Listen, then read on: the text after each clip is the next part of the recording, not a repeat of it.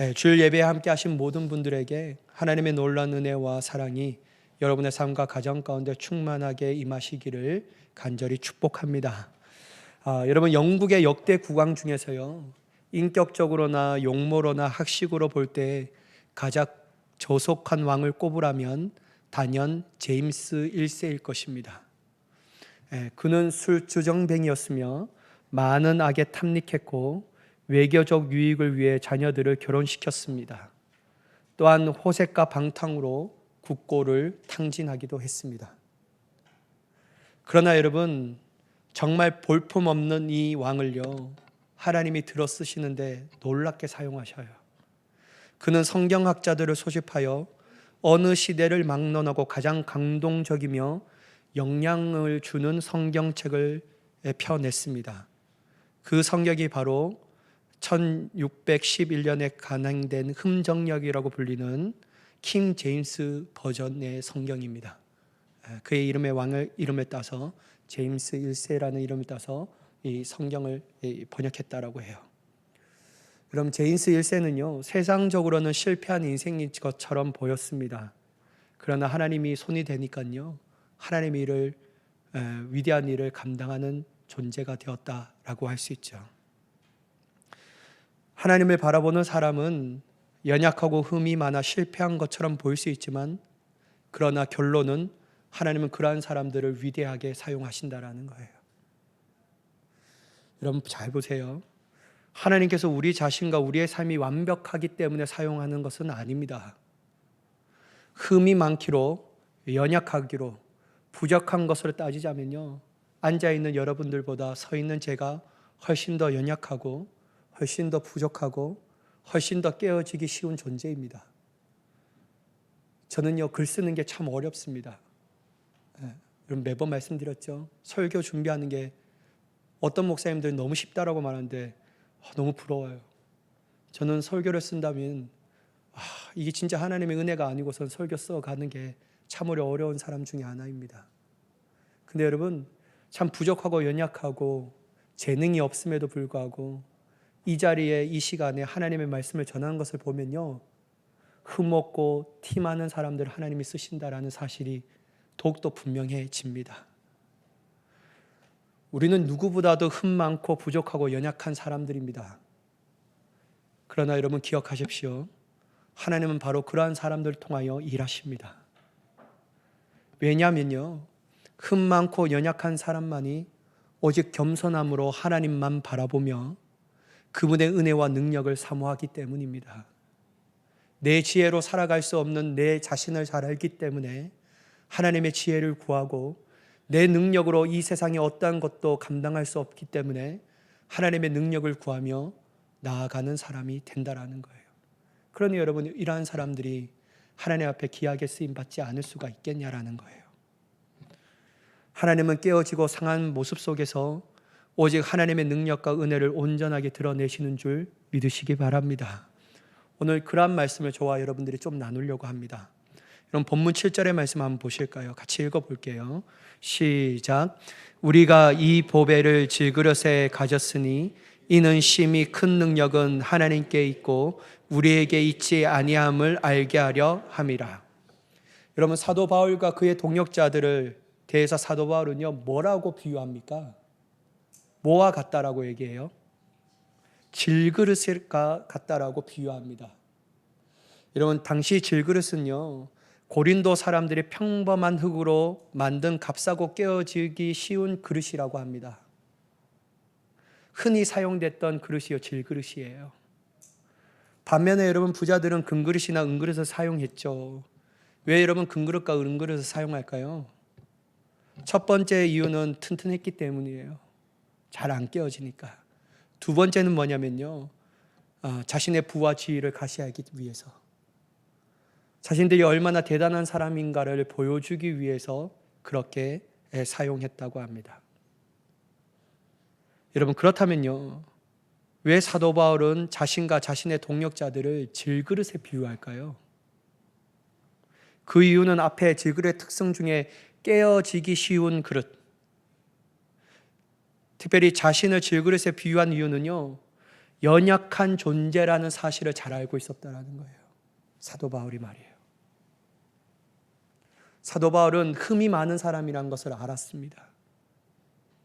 사도 바울은요, 넘어지기 쉬운 사람이라는 것을 잘 알고 있었어요. 그래서 자신을 가장 비유하기 적합한 그릇을 질그릇에 비유하며 말하고 있습니다. 그런데 여러분, 우린 잘 알고 있잖아요. 사도 바울은 위대한 하나님의 사역을 감당한 위대한 사도였다. 성경의 말씀을 보면 사도 바울만큼 수많은 교회를 개척한 사람도 없었고 수많은 능력과 은혜를 베푼 사람도 없었습니다. 가는 곳곳마다 사람들이 따라왔고 물론 반대하는 사람도 많았지만 말이에요. 한마디로 볼 때 그는 위대한 사도였고 위대한 하나님의 종이었습니다. 근데 왜 그가 질그릇이었습니까? 우리는 그러한 의문을 가지고 있을 수 있습니다. 그러나 여러분, 사도 바울은요, 나중에 보면 나의 약함을 드러내기를 좋아했습니다. 여러분, 성경의 말씀을 보면 사도 바울은 단 한 번도 자신을 대단한 사람이라고 과시하지 않습니다. 야, 봐봐, 내가 얼마나 대단한 사람인데, 내가 지은 교회가 몇 개인데 봐봐, 너희가 어떻게 나를 무시할 수 있어? 이렇게 얘기 한 번도 하지 않아요. 자신을 한 번도 높이지도 않습니다. 자신을 가시하지도 않아요. 세상 말로 여러분, 내가 어떠한 존재인데 거들먹거리지도 않아요. 자기를 얘기할 때 나는 죄인 중에 괴수다 라고 말할 뿐입니다. 그 이유는 누가 봐도요, 자신은 깨어지기 쉬운 연약한 질그릇이라는 사실을 잘 알고 있었기 때문이에요. 도리어 그는 이 사실을 감추고 부인하지 않고 드러내어 자랑하기 시작합니다. 자신의 연약함을 드러내는 것에 주저하지 않습니다. 그런데 여러분, 세상 사람들은 자신의 연약함을 감춰요. 온전한 자신의 강함만을 드러내야 됩니다. 그래야지만 세상 사람들의 영향을 줄 수 있다고 생각합니다. 근데 성경은 반대예요. 사도 바울을 보더라도 자신의 연약함을 감추는 것이 아니라 도리어 드러내며 자랑하기 시작합니다. 왜 그렇습니까, 여러분? 사도 바울은요, 하나님께서 질그릇과 같은 사람을 들어 쓰신다는 사실을 삶을 통하여 경험했기 때문이에요.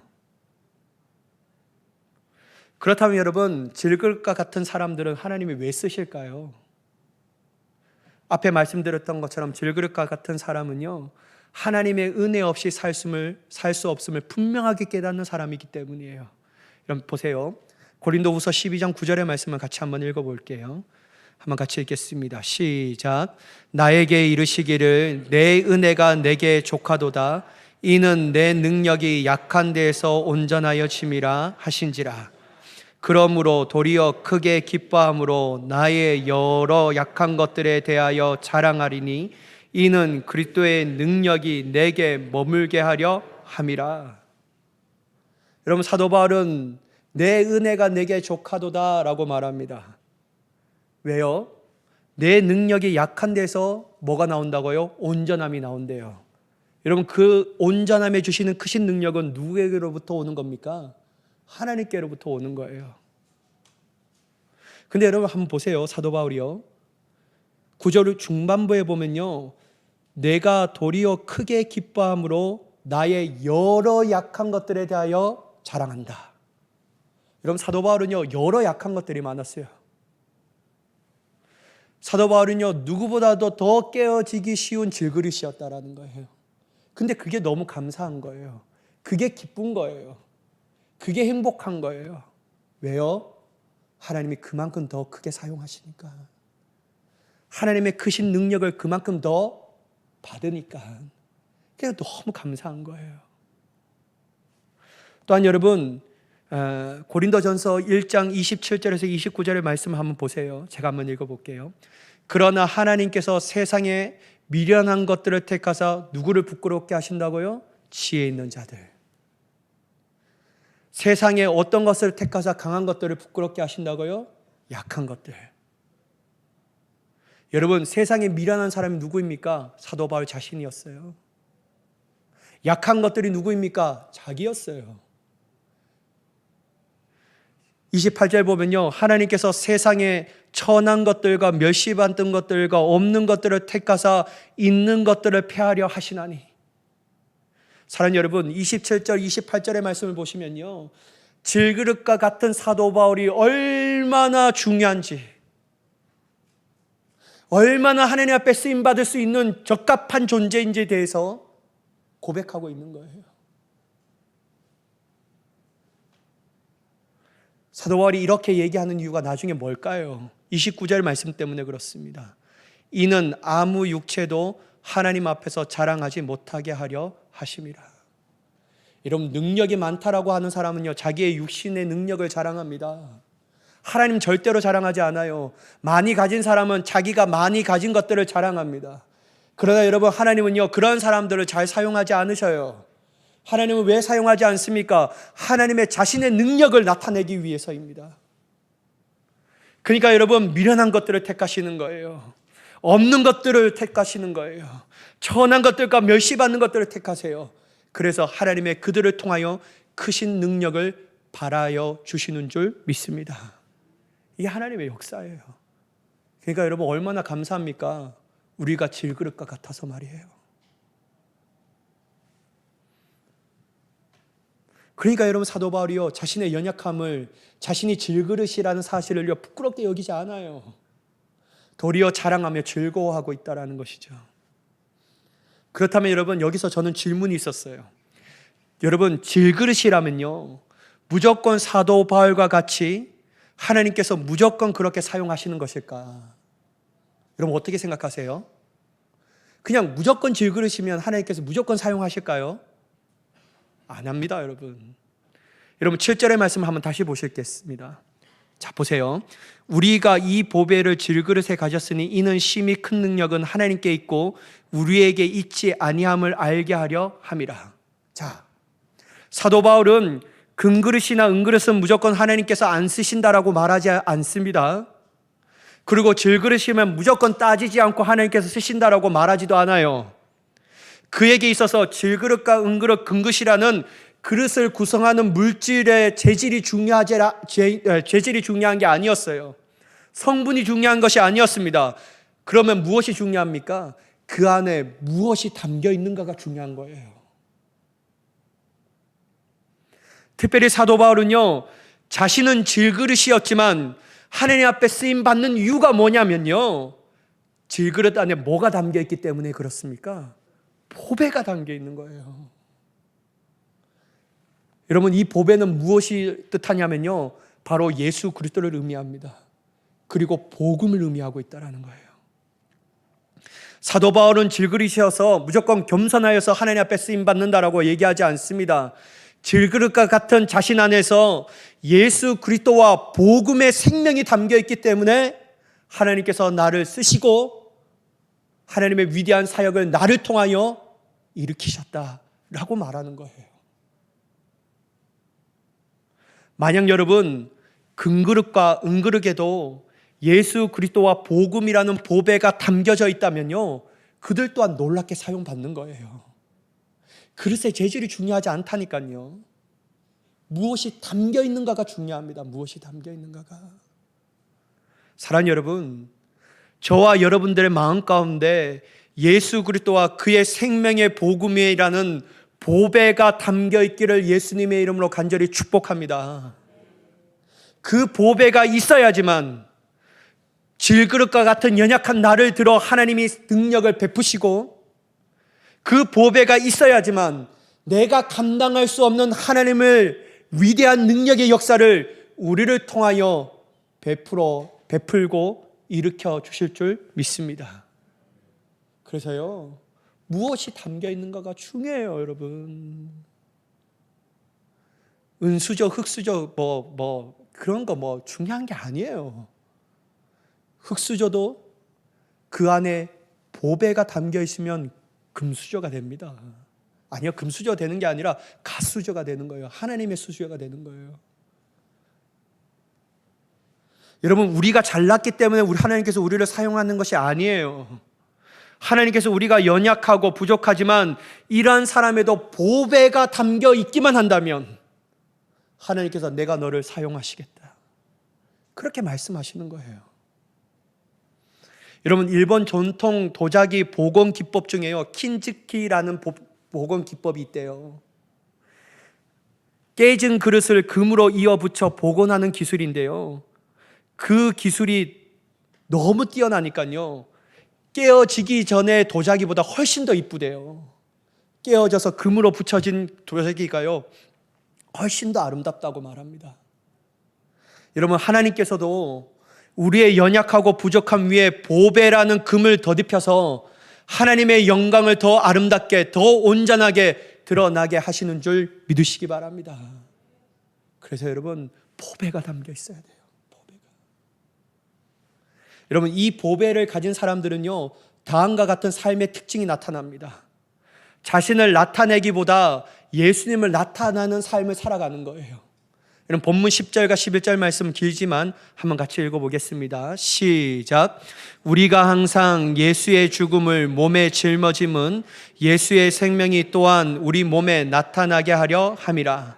우리 살아있는 자가 항상 예수를 위하여 죽음에 넘겨짐은 예수의 생명이 또한 우리 죽을 육체에 나타나게 하려 함이라.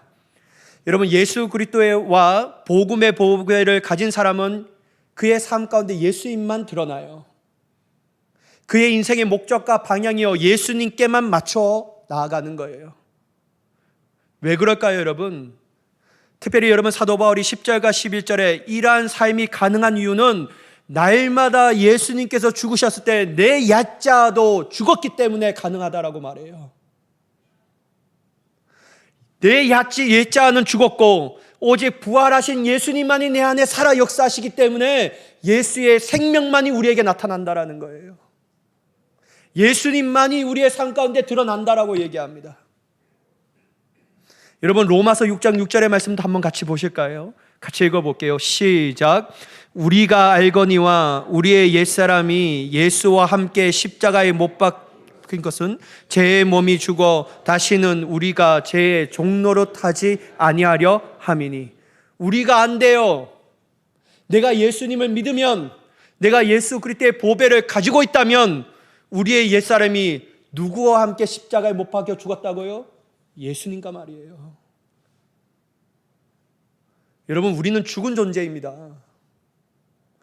여러분, 그걸 부끄럽게 여기지 마세요. 우리는 죽은 존재예요. 우리가 어디에 있습니까? 우리 안에 오직 예수 그리스도의 보배와 생명의 복음이 담겨 있기 때문에 예수님만이 우리 안에 살아 역사하시는 분이신 줄 믿으시기 바랍니다. 그래서 여러분, 우리는 우리의 죽음을 자랑해야 합니다. 그리워하면 안 돼요. 나는 죽기 싫은데. 나는 안 죽고 싶은데. 여러분, 우리가 예수 믿고요, 안 죽으니까요, 내 옛자가 여전히 살아있는 거예요. 우리가 예수 믿고요, 내 옛자는 죽고 부활하신 예수의 생명만이 우리 안에 있으면요, 우리는 그냥 일상이요, 예수님만 드러나는 인생이 되는 거예요. 그 보배가 남들에게도 보이는 거예요. 나는 연약하지만 예수의 능력이 내 안에 있기 때문에요, 그 모든 것들을 하나님께서 가능하게 하시는 거예요. 내 지혜로 살아갈 수 없는 것들이, 내 지혜로 풀 수 없는 문제들이 예수 그리스도의 생명이 내 안에 있으니까, 예수 그리스도의 지혜가 내 안에 있으니까, 예수의 말씀이 내 안에 있으니까요, 그 모든 것들을 가능하게 하시는 줄 믿습니다. 그래서요, 우린 죽어야 돼요. 죽어야지만 보배가 담겨져 있을 수 있어요. 안 죽으면요, 보배가 안 담겨진다니까요.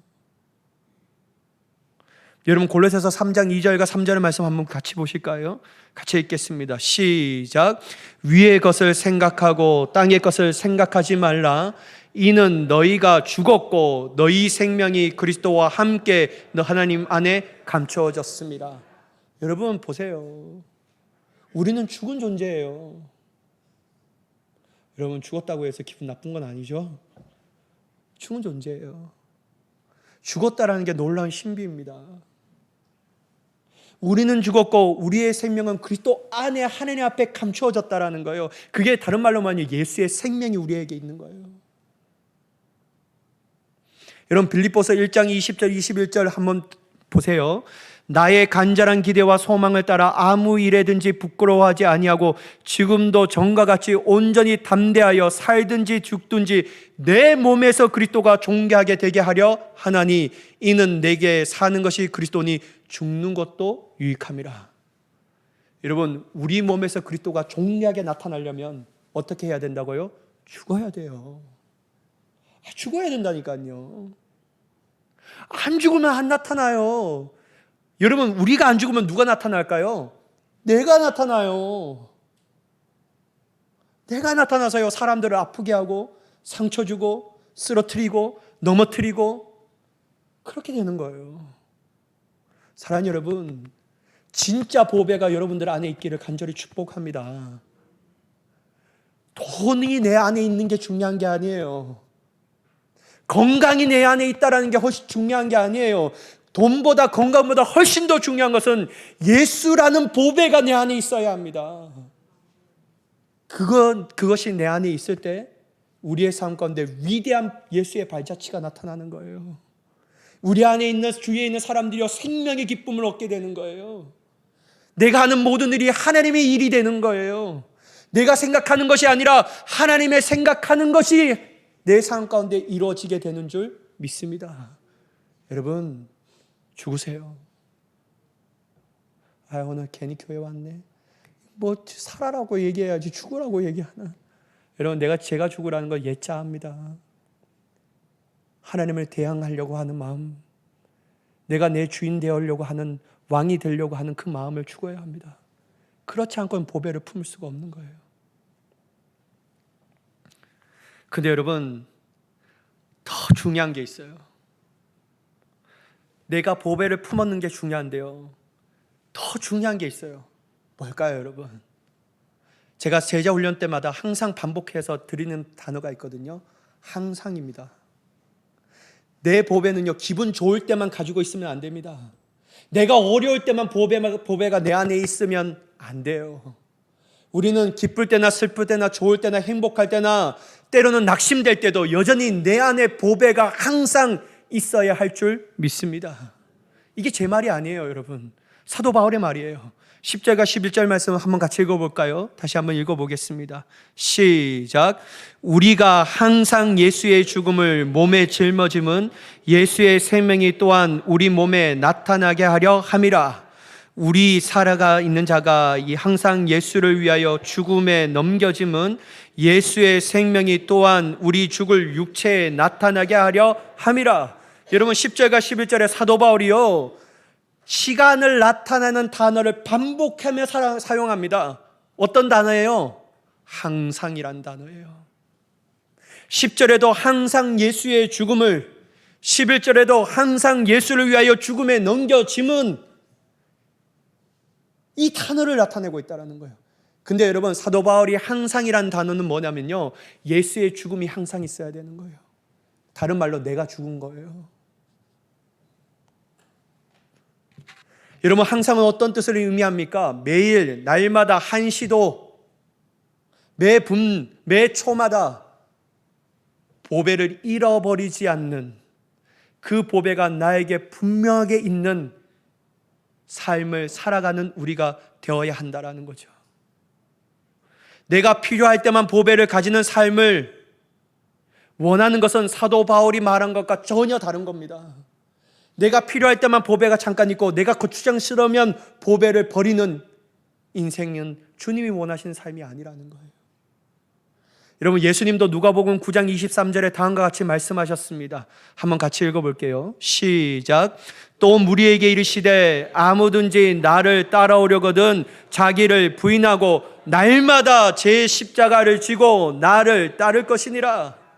여러분, 예수님은 제자도에 대해서 얘기합니다. 너희가 나를 따라오려거든 자기를 부인해라. 그리고 어떻게 하라고요?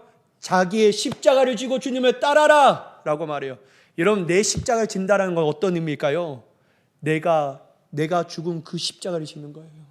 내가 죽었다라는 거예요. 근데 예수님은 뭐라고 얘기합니까? 날마다 라고 얘기해요. 예수님도 아셨어요. 우리는 날마다 좀비 같은 근성이 있어서요. 어제는 죽었는데 오늘은 여전히 내 시퍼런 자아가 살아날 것을 아신 거예요. 그래서 예수님은 뭐라고 얘기했냐? 날마다 죽어야 한다. 그게 여러분 보배를 가진 삶이에요. 보배를 우리 마음 가운데 두면요, 나는 죽고 예수의 생명으로 하나님의 크신 능력을 보이며 살아가는 삶이 가능하게 되는 줄 믿습니다.